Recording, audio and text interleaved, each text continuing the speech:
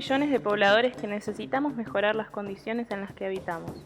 Te invitamos a sentarte un rato, a pensar con nosotros, a escuchar los problemas y las propuestas con las que nos cruzamos buscando nuevas formas de hacer arquitectura y urbanismo.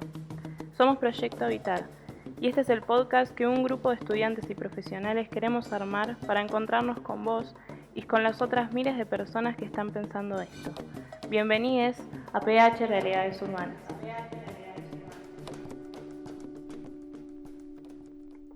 Buenas, ¿cómo están? Espero que estén todos bien y que disfruten de esta pausa con nosotras. Empezamos un nuevo capítulo de la serie de podcast llamado PH Realidades Urbanas. Yo soy Agus y estoy con Flor. Hola, ¿cómo están? Bienvenidos. En este podcast número 7 estamos con una gran compañera del colectivo. Ella es arquitecta e investigadora y forma parte del Proyecto Habitar desde hace mucho tiempo. Hoy vamos a charlar un rato con Teresita Sacón. ¿Cómo estás? Bienvenida. Hola Agus, hola Flor, muchas gracias por la invitación y la presentación. Es un placer para nosotras estar acá con vos. Bueno, vamos a arrancar con una presentación tuya. Contanos algo sobre vos, qué te incentivó a estudiar arquitectura y cómo te involucraste en esta faceta de investigadora. Bueno, soy arquitecta, como comentaban recién, investigadora también de los estudios urbanos. Durante los años del secundario, digamos, había estado estudiando artes plásticas, así que tenía como un interés vinculado con el arte bastante importante. Me gustaba mucho pintar y el desarrollo de todo lo que tiene que ver con las cuestiones artísticas. Y iba a un secundario contable, o sea, nada que ver, pero me gustaba mucho también como las materias, y tenía mucha facilidad para materias como matemática, química, física, me gustaban además, era como que tenía facilidad y me resultaban interesantes lo que es lo vinculado con la lógica. En ese momento, a la hora de tomar la decisión de qué estudiar, como que hay una idea sobre que la arquitectura de alguna manera reúne como esas dos vertientes, o no sé, como distintas como orientaciones, ¿no? Como que es el encuentro entre el arte y las matemáticas. Y entonces, bueno, después de varias vueltas, empecé a estudiar arquitectura.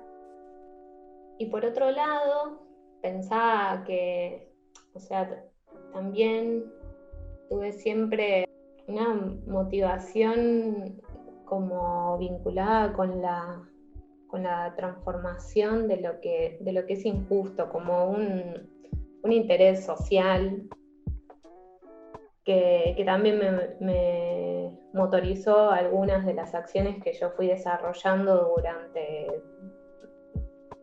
durante esa época. Que principalmente yo lo vinculaba con acciones vinculadas con lo artístico. Había ido con un grupo de amigas con las que yo en ese momento había estado estudiando plástica a pintar murales en merenderos, a dar clases y capacitaciones en algunos lugares tipo comedores o merenderos sociales o lugares culturales autogestionados. Hacíamos como ese tipo de cuestiones. Después de recibida en realidad y con algunos años más avanzados en la carrera, es que empecé a desarrollar trabajos de investigación. No fue la investigación algo que yo había como trabajado cuando estaba estudiando, la verdad, pero sí ya después de unos años de trabajo en Proyecto Habitar, empecé a vincularme con las cuestiones de la investigación, entendiendo que la investigación en realidad es un espacio de producción de conocimiento necesario para transformar esas injusticias que decíamos antes. Sabes que me hacía acordar un poco a mi proceso, fue muy parecido esto de que te guste este área medio artística y vincularlo con lo que es lógico.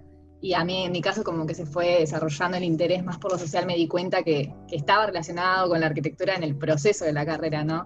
Y a veces está bueno que como se pueden dar diferentes los procesos, ¿no? Para que se vinculen todas esas cosas. El tuyo capaz fue más lo artístico con lo social y esto que te motivó contra, no sé, las desigualdades, y después como que te diste cuenta que era arquitectura. Me parece como, está bueno cómo se van vinculando esas áreas que parecen separadas y al final como que encontramos que se encuentran mucho más de lo que capaz creemos cuando tenemos que tomar esa decisión de qué estudiar, ¿no? Que en realidad durante toda la carrera yo no encontré en ningún momento como una vinculación entre eso que, o sea, sí, entre lo que era más artístico y lógico, digamos, pero no entre ese interés social y las posibilidades de hacer algo desde la arquitectura, que recién ya más cuando terminé de cursar, que me vinculé con este grupo de Proyecto Habitar, es que hice como un clic de que, ok, todo esto podría estar orientado en el mismo sentido si es que uno lo puede como pensar distinto, pero en la universidad, por lo menos en la Facultad de Arquitectura, no era en el momento en que yo estudié una cosa que estuviese muy en discusión la cuestión de la arquitectura como como una disciplina social, digamos. Sí, tal cual, y ahí de nuevo como que lo asocio a mi experiencia, porque en realidad tuve la suerte de encontrarme con el colectivo durante, ¿no?, la carrera, en mi caso, entonces es por eso que el clic tuve la suerte de hacerlo en el medio del proceso de mi aprendizaje, ¿no? Así que en ese sentido como que se conectan bastante las experiencias. Y esto que traías del colectivo, sabemos que hace mucho tiempo que formas parte del colectivo Proyecto Habitar y queríamos saber cómo es que empieza esa conexión, cuál fue el disparador que te hizo querer formar parte. Yo me acerqué a Proyecto Habitar con unas compañeras de la facultad, fuimos a la casa de Ricky y Clara, que eran dos compañeros de PH, que ellos ya estaban trabajando ahí, porque nos habían invitado a participar de una experiencia de consultorías de atención primaria de hábitat. Yo ya había terminado la cursada de la carrera y era como una experiencia de extensión universitaria en la que había estudiantes de los últimos años y bueno, y nosotras que éramos unas jóvenes profesionales recién recibidas, que nos sumamos a ese trabajo en un barrio que se llama Un Techo para Todos en La Matanza. Era como una experiencia profesional de acompañar a una familia en la elaboración de un proyecto para su casa. En ese momento fue solamente como una experiencia que no tenía en mí, por lo menos en ese momento, más perspectiva que conocer ese trabajo, pero finalmente cuando terminamos ese cuatrimestre, al año siguiente, nos volvimos a sumar a las otras actividades de extensión que estaban haciendo y ahí en realidad se había como encendido como una idea de que ese podía ser el modo de producir arquitectura, que ese podía ser la manera en la que yo desarrolle mi actividad profesional y que esa podía ser la actividad profesional que promovamos, digamos, como adentro de la universidad, en los colegios de arquitectura, no sé, era como una cosa mucho más grande de lo que me imaginaba que era ir a hacer una práctica de extensión. Empezaba a hacer una preocupación por de qué modo es necesario hacer arquitectura. Eso que contás está buenísimo, y también pensarlo también desde el lado de la facultad, de cómo uno no aprende todas las cosas en la facultad, cómo también aprendemos una base y después, bueno, con esa base, que a pesar de que sean, no sé, 6 años de carrera o más, a partir de esa base uno como que va experimentando otras otras cosas, otros roles de la misma, de la misma, no sé, de la misma arquitectura, digamos. Queríamos saber con Flor, tuvimos en las entrevistas el placer también de conversar con otras mujeres. Hace poco tuvimos una con Giancarla Loaiza, que también nos contó un poco sobre el rol de la mujer en sus trabajos, en cómo era ella como arquitecta, todo lo que difundió, que estuvo muy bueno. Y también estuvo Gaby también hace poco, y queríamos saber un poco vos, que nos cuentes también cómo también pasaste por estas dificultades o no que pudiste haber tenido, y nada, y cómo te tocó también ese rol de la mujer. Un grupo que mayoritariamente somos mujeres, pero nos interesa la perspectiva de géneros en tanto la posibilidad de transformación del sistema de relaciones sociales que impera en la sociedad. Entonces no es un problema de si somos mujeres o no somos mujeres, sino que es un problema más vinculado con el poder, con el lugar de las mujeres y de los hombres, con la desigualdad de clase, con la desigualdad de raza. O sea, como que en realidad la cuestión de género, en tanto la posibilidad de ver lo que sucede más allá de lo que se ve en la superficie. O sea, le empecé a trabajar de manera más consciente en el momento en el que empecé a trabajar en una de las obras de los federales, que es un trabajo que hicimos de acompañamiento de organizaciones sociales en Campana, trabajando vinculados con la CETEP. En ese momento, cuando surgen esos trabajos de dirección de obra, nosotros nos propusimos un lugar de dirección de obra que esté ocupado por mujeres principalmente. Y en esa elección como de debate colectivo es que empiezo yo a trabajar como directora de obra de la obra de Campana. Un desafío alto en términos individuales y en términos colectivos, principalmente porque, como se sabe, las direcciones de obra en general son un espacio de trabajo más masculinizado, digamos. Seas o no seas mujer, es como que ese es el rol que está como previsto socialmente. Y después tenía como otros desafíos internos para nosotros, que era como construir ese rol, no como un rol de dominación, sino como un rol que no solo porque éramos mujeres las que lo íbamos a hacer, sino porque tenga esa dirección de obra un modo de gestión que esté vinculado con las virtudes de lo femenino, que era de construir espacios colectivos de trabajo, construir una dirección que tenga espacios que después se tomaban como espacios de asamblea, pero que tome que no se constituya como un espacio vertical de dirección, sino que sea en serio un trabajo en el que organizaciones se acompañan para llevar adelante una tarea específica.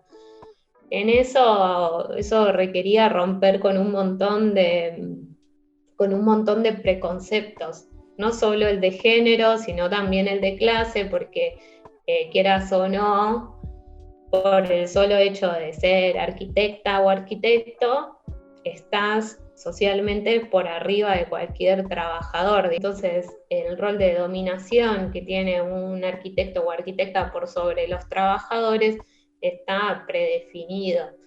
Transformar eso era como el desafío de llevar adelante esas obras, que tenía la dificultad además de que sos mujer, sos joven y te encontrás con 150 trabajadores en una obra de 104 viviendas, una superficie de 2 hectáreas o 3, con trabajadores y trabajadoras que no eran expertos en el oficio, entonces también había que desarrollar instrumentos para para que aprendan el oficio y que se constituyan como trabajadores y trabajadoras. Entonces, la verdad que fue una experiencia que tuvo todas estas como desafíos que se fueron desarrollando en el proceso de trabajo, pero con una fuerte impronta nuestra por querer abordarla de ese modo y con un acuerdo también político con la organización social con la que trabajábamos, que también quería desarrollarlo de esta manera. Entonces, el encuentro y la posibilidad de que se incorporen trabajadoras, no solo como en el lugar de las arquitectas, sino también en el lugar de ayudantes, oficiales, medio oficiales, era también como una posibilidad que se fue construyendo, y en ese sentido fue súper relevante llevarla adelante.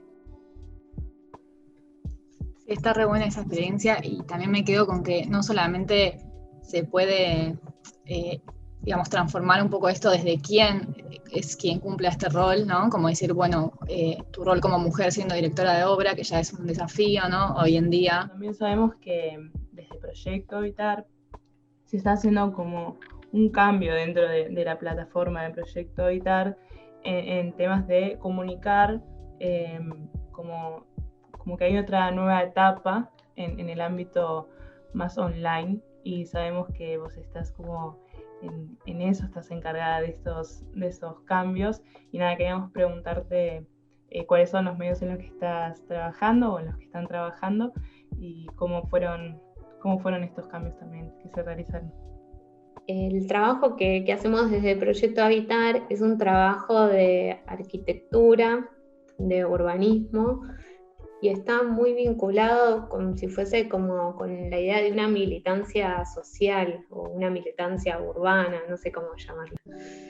Y en ese sentido, la idea de comunicar lo que hacemos, comunicar lo que pasa, comunicar lo que pensamos, es súper relevante, porque es una forma de poner en discusión, y no solo ponerlo en discusión, sino que sea público, que se conozca, que todo el mundo pueda saber que es posible otra forma de hacer arquitectura, que es posible pensar otro modo de producción de la ciudad. Entonces, en esa línea es que la difusión y la comunicación del trabajo y de las ideas es súper relevante. Entonces, creo que hay un desarrollo que llevamos adelante en cada uno de los proyectos que hacemos, que tiene que ver con la difusión más próxima de lo que se va desarrollando. Entonces, por ejemplo, llevas adelante un trabajo territorial con una organización que te convoca, y en ese sentido hay como una difusión barrial, local, que es súper relevante de ese trabajo, para convocar si hay una reunión, para difundir el proyecto al que se alcanzó. O sea, hay como una producción propia del trabajo que hay que llevar adelante, no por obligación, sino porque es la forma de alguna manera democratizar lo que se trabajó, y de que ese trabajo además trascienda a las personas y al tiempo. Eso es como si fuese como el objetivo de llevar adelante productos de comunicación. Después, por otro lado, creo que parte de la comunicación que hacemos está muy vinculado con el trabajo con redes, como vinculado, por ejemplo, con redes nacionales o internacionales, que también son como una especie de plataforma de comunicación, como puede ser Habitar Argentina o el Encuentro Latinoamericano de Arquitectos de la Comunidad, o participaciones de otro tipo como en HIC, que es el Habitat International Coalition, y cuestiones de ese tipo, que en realidad te permiten encontrarte en distintas escalas con otras personas que también están trabajando lo mismo que vos, o problemas similares, entonces hay como experiencias que de otra forma por ahí nunca las llegás a conocer. Entonces ahí también toma otra dimensión también el trabajo que estamos haciendo. Y después, en particular a la pregunta de las nuevas plataformas que estamos trabajando, este año, un poco por la pandemia y otro poco porque también veníamos como gestando, si querés, la idea de trabajar cuestiones más virtuales que también permiten otro tipo de difusión. Estuvimos y todavía estamos armando un boletín mensual, como un newsletter, que se llama Crónicas Urbanas, que sale todos los principios de mes.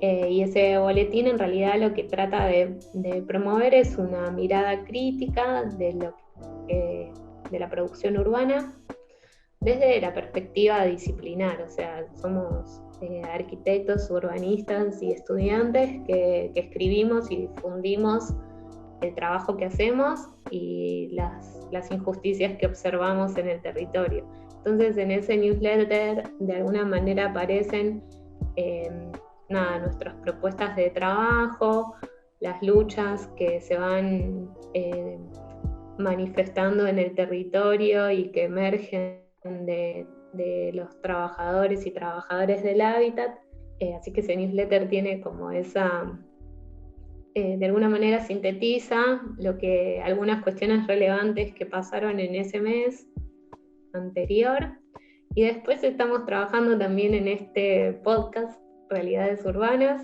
que la verdad que es un espacio que entendemos necesario también para conversar, escucharnos, para conocer a otros profesionales que están trabajando o han trabajado en el hábitat, como desde una perspectiva también social, y que tienen intenciones y han tenido un montón de experiencias en el trabajo de transformación del hábitat. Así que, bueno, eso, creo que por ahí vamos.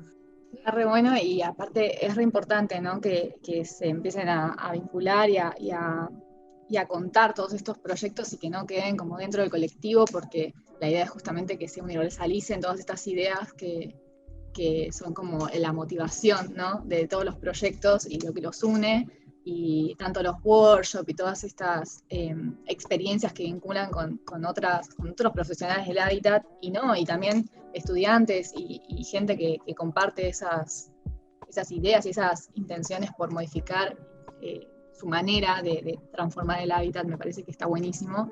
Y también me parece que está bueno tomar, ¿no? como este contexto que para muchos siempre es como complicado y genera un montón de límites a la hora de comunicar, y bueno, tomar como nacieron a partir de este contexto nuevas formas de llegar y de comunicar las ideas, y una es esta, ¿no? Estamos muy contentas.